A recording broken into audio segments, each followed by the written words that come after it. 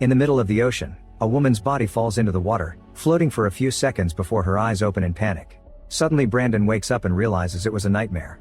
He works as a bodyguard for the governor's daughter Ava, and he's been dealing with internalized guilt since he failed to protect her mother. Brandon and Ava arrive at the airport, where Ava meets with her friends Jed and Kyle. They're going on a trip together, and the boys aren't happy that Brandon is coming too, but Ava explains her father wouldn't have let her come without security. Once they board the plane, Ava and the guys sit in the back for privacy, and Ava can't help noticing it's strange for a flight to have so few passengers. Shortly after they take off, the plane shakes a little bit, but it's considered normal. Moments later the plane starts shaking again, and the engine can be seen heating up.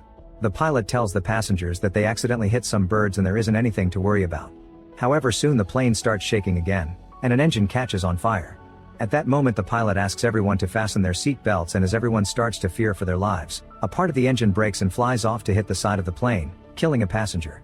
The crack in the wall causes a pressure change and everything starts flying off or shaking inside the plane too, with all the bags falling off and hitting people on the head. Passengers who didn't fasten their seatbelts are pushed off their seats and thrown across the plane even when they try to hold onto other people's hands. In just a few seconds a wall blows off and creates a huge hole on the side of the plane, causing tons of people to fly away to their deaths. Brandon tries to hold onto a floating man, but the wind is too strong and the guy is blown away as well.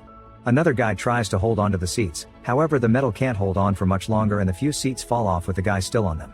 A flight attendant tries to help a guy who is about to fall, only to end up falling with him. After losing most of its passengers, the plane starts falling at great speed and crashes into the ocean, where the water immediately starts flooding it. As Brandon is stabbed by a piece of metal, the seats are pushed forward by the impact and kill many passengers by crushing them. The plane sinks for a few minutes and eventually comes to a stop when it gets stuck on the seabed.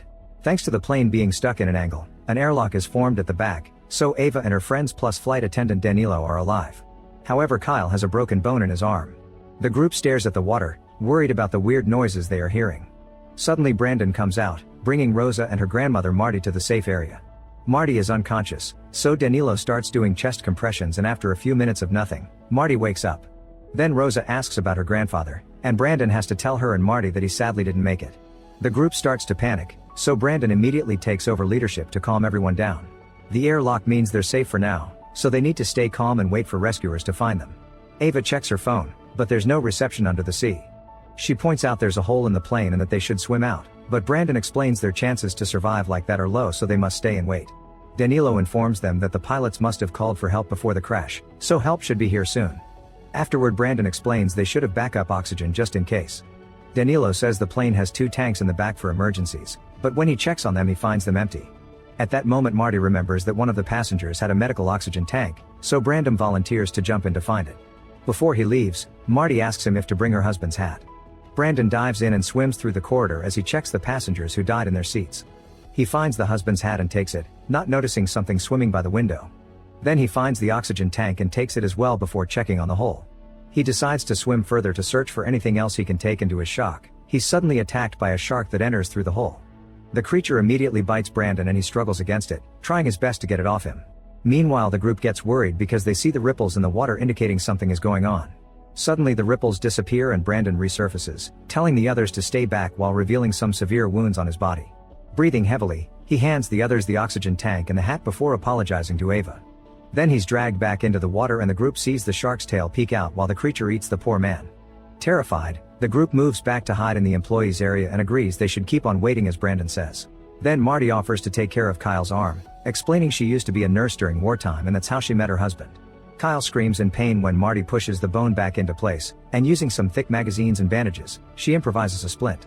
Outside, a helicopter is flying near the area in search of the fallen plane. They have priority orders because they know the governor's daughter is among the victims, but for now they don't see anything.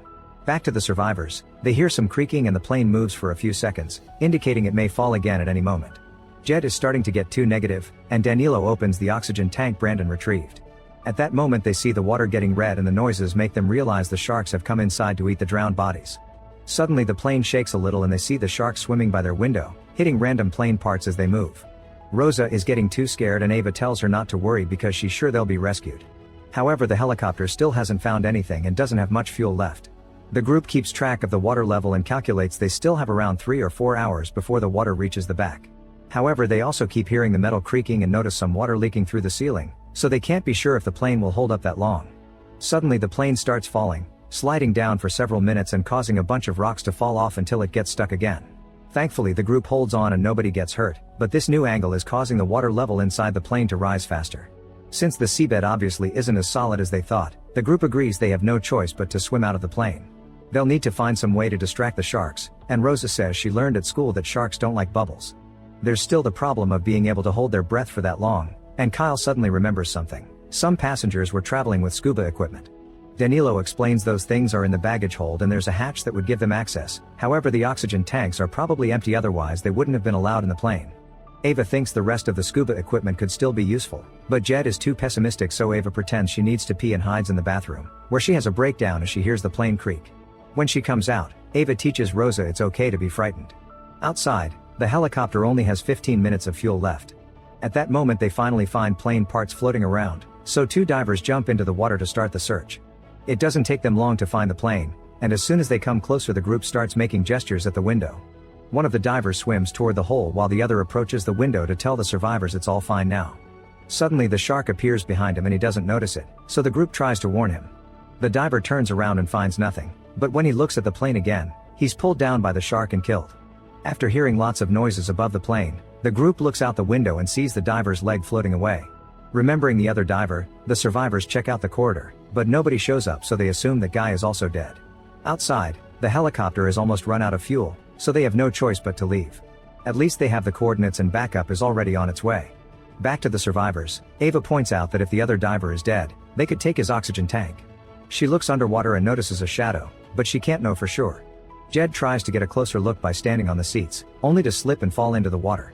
The group worries because they can't see him, but he then surfaces laughing because he had been pranking them.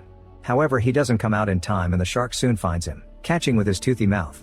As Jed struggles against the shark's attack, the group comes closer to grab his arms and pull, managing to get Jed away from the shark and into safety. Unfortunately, they discover that Jed is missing a leg, so Marty makes Rosa stand behind the curtain while she takes care of the wound. Using some seatbelts, Marty makes a tourniquet to stop the bleeding, and Jed cries when he realizes he won't be able to participate in any more triathlons. Still determined to get out of there, Ava volunteers to go search for the scuba equipment. Danilo opens the hatch and they discover the baggage hold is also flooded, but Ava dives in anyway. With a flare, she looks around the area, unaware that something else is swimming behind the bags. Eventually she finds the scuba equipment, only to suddenly be startled by an octopus at the same time the flare goes out. The others begin getting worried when they see no more light, but thankfully soon Ava returns with the equipment. The group opens the bags to find diving suits and masks, but there are only 4. At that moment they hear something hitting the plane and rush to check the window, but no diver is around, so it must have been a shark. By the time they turn around again, Jed is already dead. A desperate Ava tries to do chest compressions, but Marty pulls her back, making her see the truth. Suddenly the plane slides down again, but this time it stops quickly because the cockpit breaks and acts as an anchor. Water is rising faster, so they need to get out fast. Remembering Rosa's fun fact, they plan to use the small oxygen canisters from the emergency masks to blow bubbles at the sharks. There's still the matter of swimming such a distance, and Kyle breaks down, confessing a childhood accident that left him traumatized and made him a bad swimmer. However, with Ava and Rosa's supporting words, he agrees to try.